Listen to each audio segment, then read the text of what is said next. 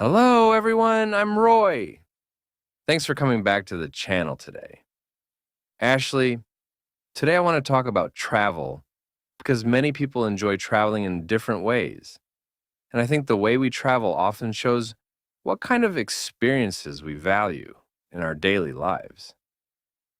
Do you enjoy traveling and what kind of trips do you usually prefer? Yes, I really enjoy traveling.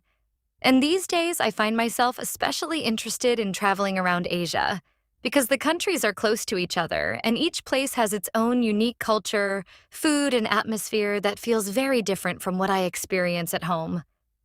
I agree with you, and Asia is a great region for travel because you can experience many different cultures within a relatively short distance, which makes each trip feel fresh and exciting. For example, I enjoy traveling to Japan and Korea because the culture is very interesting to me.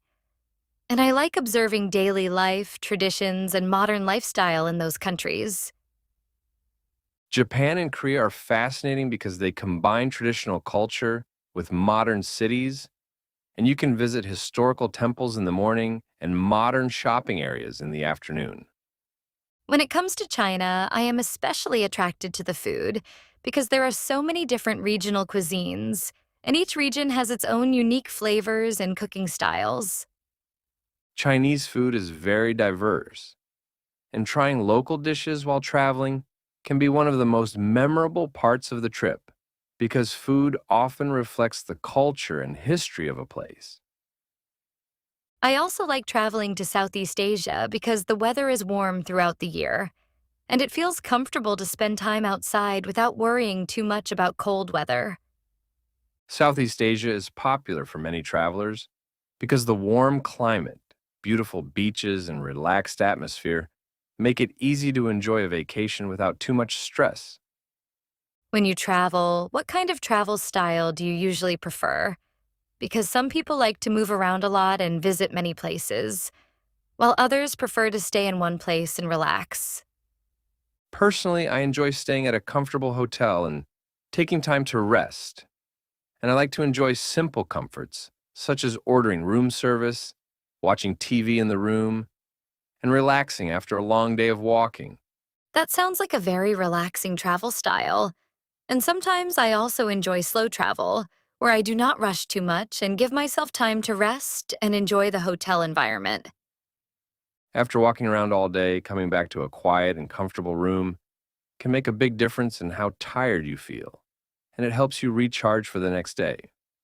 On the other hand, I have friends who prefer a more active travel style, and they like to explore local restaurants, visit small neighborhoods, and try street food because they believe food and daily life are the best ways to understand a new place. I know people like that as well, and they often say that eating at local restaurants and street food stalls helps them connect more with the culture and feel closer to everyday life in that country. Some people also enjoy visiting famous tourist attractions and landmarks, taking photos and checking places off their travel list because they want to experience the highlights of each destination. Visiting popular tourist spots can be tiring because there are often many people, but it is also exciting to finally see famous places in real life that you have only seen in pictures before. I think each travel style has its own charm, and there is no single right way to travel because everyone looks for different things when they go on a trip. I agree with you, and I think it is important to choose a travel style that matches your energy level and what you want from the trip, whether that is relaxation, food, exploration, sightseeing, or a combination of everything. Sometimes I like to mix different styles in one trip, such as spending one day relaxing at the hotel, another day visiting tourist attractions, and another day exploring local neighborhoods.